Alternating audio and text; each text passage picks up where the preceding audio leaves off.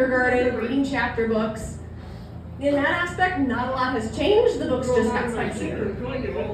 Kyle happened to be the only kid who didn't make fun of me or try to embarrass me. He probably realized I was pretty good at doing that all on my own. Instead, he decided to wait 30 years for me to develop crippling anxiety. We all knew Kyle as the class clown in school, so it was no surprise to most of us when he started his comedy career. Only now his jokes are age appropriate, finally. Let's welcome Max's very own Kyle Erickson. Woo!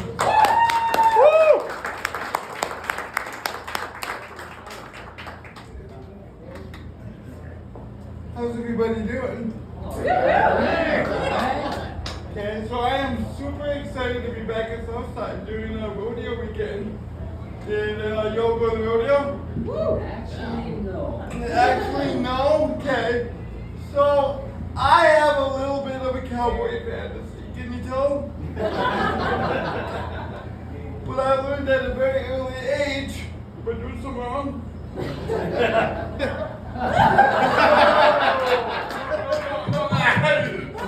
No, we can't do that yet. Subscribe to the OnlyFans, right? You'll have to pay for that. No, but I learned at an early age that I should probably stay away from all things horse related. I'm gonna use this next story to illustrate that. I affectionately call it Save a Horse, I'm not a cowboy. So, like most of you know, I grew up on a ranch about 20 miles south of here. And every year, my brothers took a couple of ponies and rode them in the 4th of July parade in Belva. Have you guys been? Yeah. Okay, so you know what I'm talking about. Dude, okay, before we started, you said don't hold it so close to your face. Well, now eat it. Eat the mic the rest of your set. Okay, but so anyway, so this parade in Belva, my brother's always rode a couple of ponies in it. And one year, I wanted to do it too. Now, nobody would have accused me of being a very smart kid, so I thought this was a great idea. My parents sure didn't. Because the thought of putting your very disabled son on a horse in front of literally hundreds of townspeople probably isn't a good idea. But I was persistent, so they let me do it. On 2 conditions. We picked this one mare that was old and broke, and they hooked me up with this saddle with a really high back. So all I had to do was basically get on the horse and sit there. And if there is one thing in this entire world that I am really good at, it's just sitting here. Watch this. Expert. So the day of my debut, the room 2 cowboy came, and they threw me along on Old Red, and my dad started leading me around the horse, leading me along the parade route. And he told me, the only thing he told me was grab on the horn of the saddle with both hands and never let go. Okay, fair enough. But guys, I'm a little bit of a dum-dum. So I saw my grandma in the crowd, and I waved with my right hand, leaving all the work of staying on Old Red completely on this dumpster fire. So I fell off. The good news is that Old Red was a mini horse, so I only actually fell about 3 feet.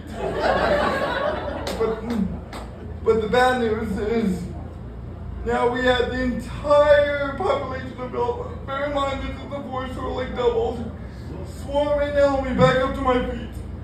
Why is this a bad thing? Because I have never been back to my feet. I can't tell you how much convincing it took for me and my dad to let him know that all my injuries were pre-existing, that physical danger.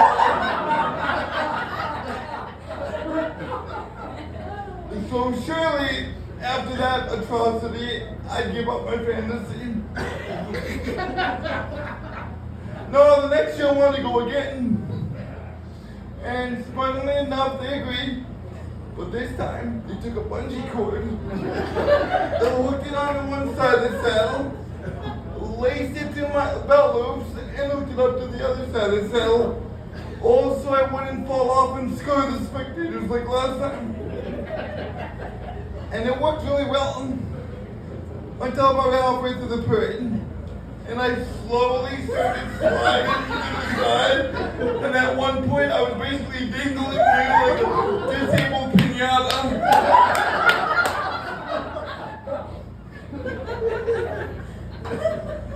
So is everyone having a good summer? That is a hell of a segue, I know.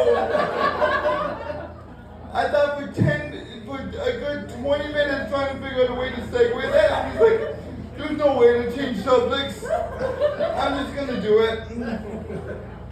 So, I'm having a good summer, but I'm trying to recover my finances a little bit because I took a trip. For work, I had to go to Washington, D.C. as part of a disability conference.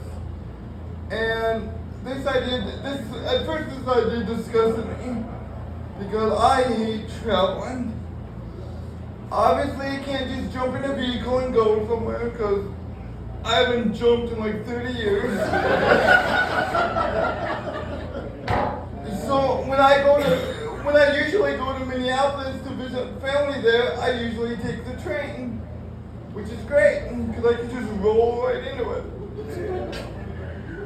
But they stick me down with the luggage. If I got accepted to Hogwarts, I'd be covered in owl shit by the time I got there. Speaking of shit, once I'm in there, so I can't use the bathroom. So usually before I get on the Amtrak, I make sure I void my bowels, so to speak, because I'm not sure a trucker's buddy is a qualified carry-on. So, yeah, and since it was in DC, I wasn't gonna take the train because that would be 1, 2, 3, way too many hours. And I wasn't gonna hitchhike in my chair. Because could you imagine how long that would take? Guys, this thing tops out at 6 miles an hour. Yeah, DC, yeah, I'll be there next winter. So that left one option, air travel. Now I have some trepidation about being on planes.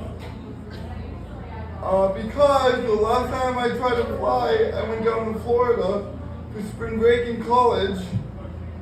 And in all the hustle and bustle and trying to get me on the plane, I lost my wallet on the plane.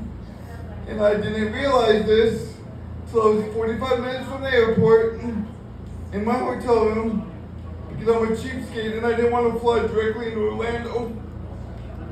So now I'm in this weird part of the state, which if you guys have ever been to Florida, and this was spring break. I had no money, no ID. I got a couple intros and suggestions to make money, but I'm a lady. So do you understand why I have some trepidation about flying? Because I got my wallet stolen all because somebody tried to fold me into an airplane. But for this trip, I had no choice. So I booked my flight. Now, for you normies, getting on a plane is pretty easy. You just check whatever baggage you have, get on the damn thing.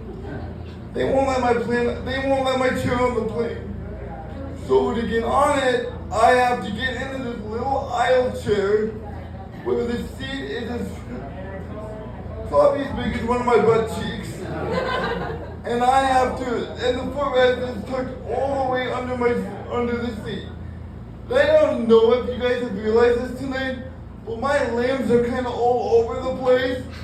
I am somehow as floppy as an uncooked piece of pasta and as stiff as a cooked piece of pasta at the same time. after I've had a couple of drinks, I look like a wet ball of gummy worms. And what's worse is after they got me into the seat on the plane, I could see them trying to load my chair directly into the luggage compartment. I don't know how many of you guys have flown, but they're rough with the luggage. Now imagine if your suitcase was the only way you got around town and $6,000. My wheelchair costs more than a recently priced used vehicle. But surprisingly, once we got loaded up, me and Tilda is what I call my wheelchair. She has a tilt-in feature on her, so obviously I named her Tilda Swinton. And we got our nation's capital all in one piece. Well, two pieces, never mind, you guys know. And I figured once we landed, okay, this is gonna be smooth sailing, right? No, not a chance. Because the next morning, when I got out of my hotel to go to the conference, I plugged in the address of the conference into my GPS. Because like I said, I'm cheap, so I wasn't going to pay the room rate of the venue that had the conference in it. So I plugged the address into my GPS and went on my way. Now I'm from Max. I'm not used to more than a hotel under one name in one town. So when I plugged in the Western Hotel, I just assumed it was the right one. I went 5 miles the opposite way. What's worse is the Western that the conference was taking place in was right around the corner of the hotel I was staying at. Surprisingly enough, day one went well. Besides a half-dead wheelchair battery. But day two is the next stop in this wacky little adventure of ours.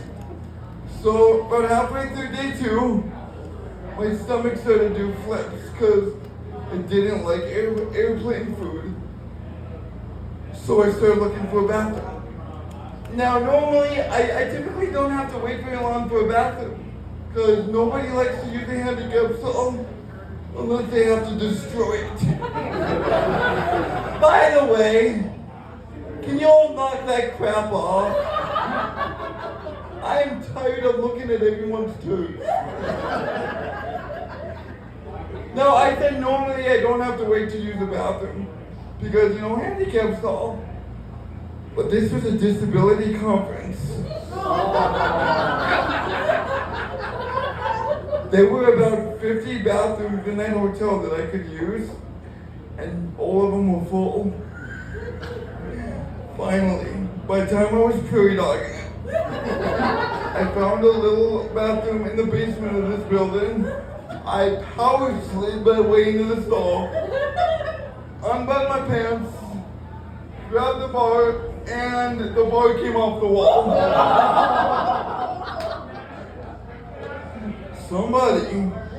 Some mouth breather, didn't anchor this bar to the wall at a disability conference. So the bar came off the wall, I went flying, and I lost all muscle control. All muscle control. Kyle doo-doo all over the place. So 20 minutes later, I got myself up, and now I'm trying to get home to hose myself off in Washington, D.C. on a busy sidewalk. And the only thing that would have made it sadder is if that song from American Idol played. 'Cause you had a bad day. I guarantee you guys didn't think I was gonna sing a banger from the early 2000s tonight, did you? So, the last night of my trip, I wanted to get a taste of the metropolitan nightlife. boy, did I. So how I did this was I just went to the bar district and I just started driving into every bar I could get into, which isn't very many. Because for some reason, most bars in DC have that odd little hallway going up to their bar. You know, the kind of stairs in a hallway that you would never go up into unless it's a bar. I mean, there's alcohol involved, so just send it. So I just started going to every bar I could.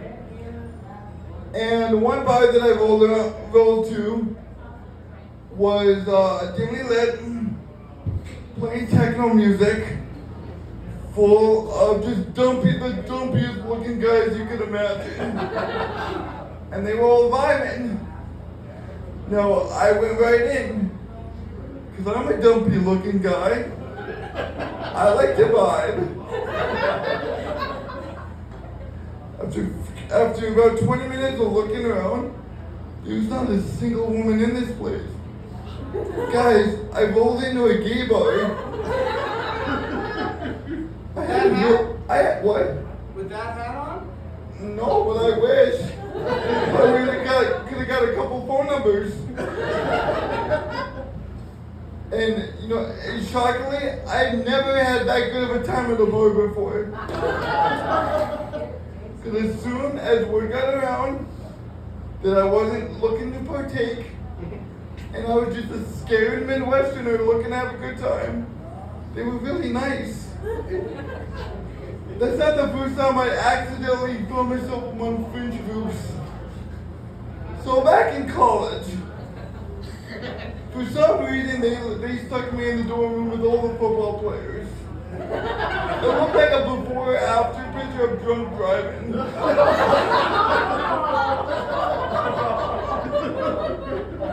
And I was fully into my it's cool to be a redneck phase.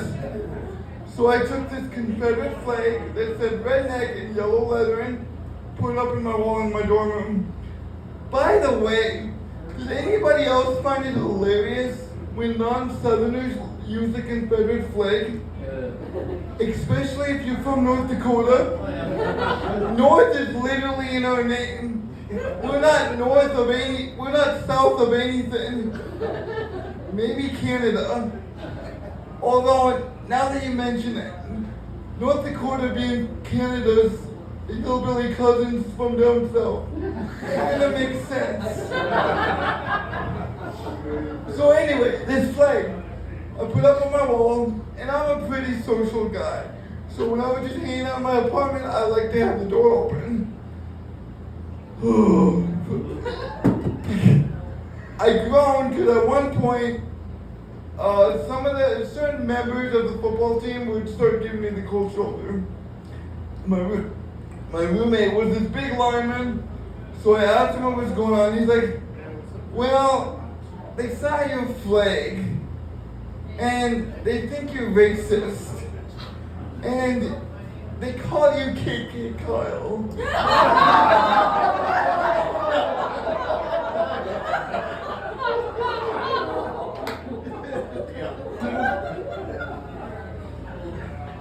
And like I was pretty naive, so I'm like, what? I like Dukes of Hazzard. You know, the General Lee. And my roommate was like, do you know who the General Lee is named after? And that was it when I decided to stop skipping my history class that semester. But to be fair, people assume I'm a racist all the time. Because look at me.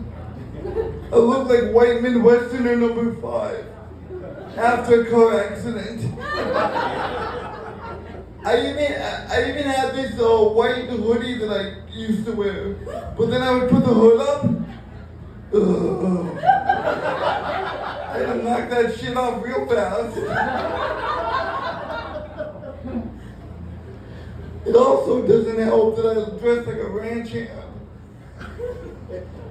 So, I moved into a new place a couple months ago, and it was really cool. You know, I was trying to get out of a shitty little one bedroom, but housing options in Minot are limited when you need a bathtub that also doubles as a car wash. But luckily I found something. And so when I moved in, imagine my amazement when I found out this thing had a door opener for the front door of the apartment. So all I had to do was push a button and leave the Kyle cave. I even got so proficient at it that now I don't even have to stop. I can just click, out I go.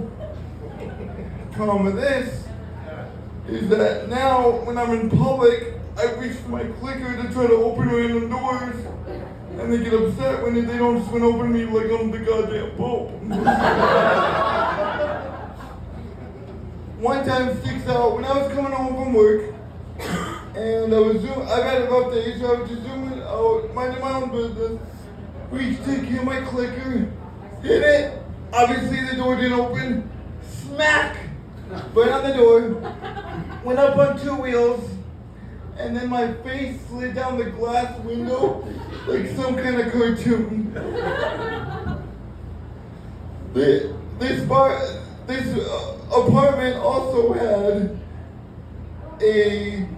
apartment also had a bidet. Now, do we know what a bidet is?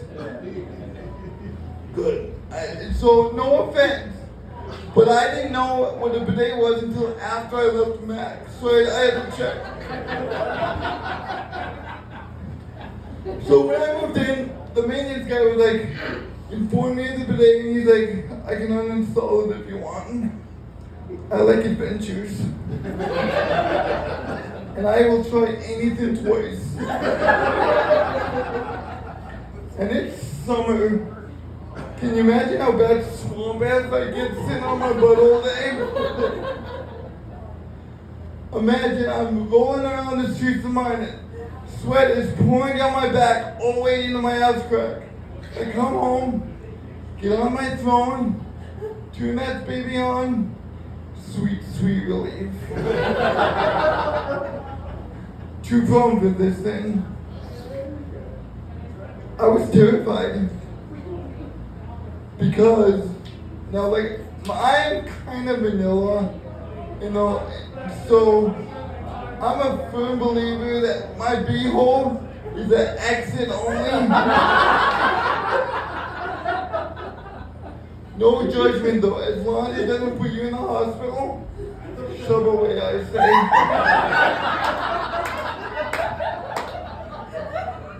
And I had no idea the water pressure on this thing. I was worried. Now looking back, it's a little bit foolish, but at the time I thought I was going to tear a hole in my oven. So, my first couple days in the apartment, I went in the bathroom, cranked that sucker all 11 to see how far it would go. Shot halfway across my apartment. I remember thinking, no way am I letting that thing inside me. Which is ironic, because that's what most women say to me on dates.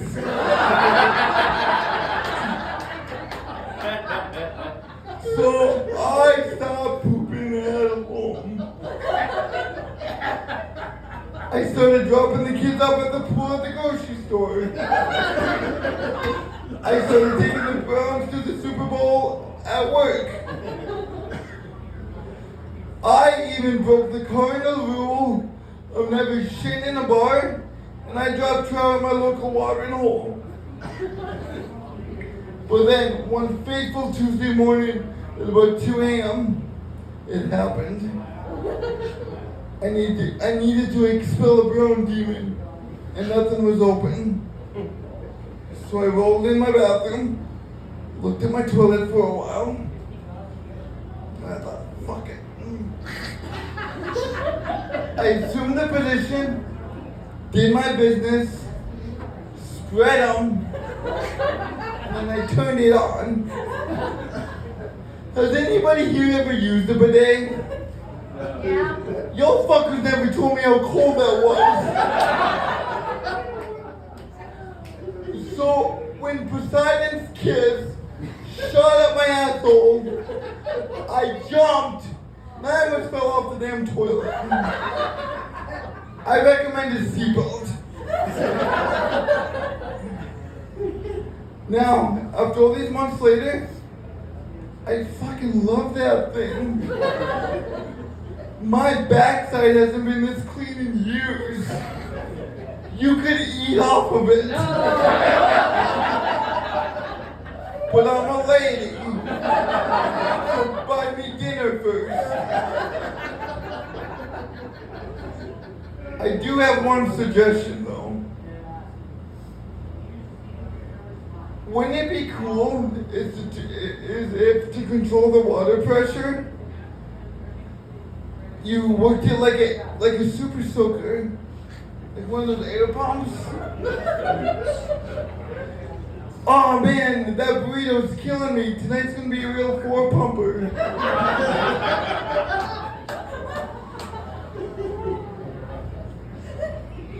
Although that, and imagine the visual of somebody coming into the bathroom and you just sitting there.